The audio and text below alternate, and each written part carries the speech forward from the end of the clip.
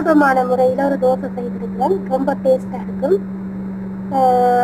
நான் மாவு கலந்திருக்கிறேன். இந்த மாவுக்கு நான் சேர்த்தது 1 டீஸ்பூன் சீனி, 2 டீஸ்பூன் பால்மா, 1 முட்டை, ஏலக்காய் பொடி, ஒரு உப்பு, தேவையான அளவு எல்லாம் சேர்த்து தான் மிக்ஸ் பண்ணி இந்த தோசை செய்திருக்கிறேன். ரொம்ப சுவையாக இருக்கும்.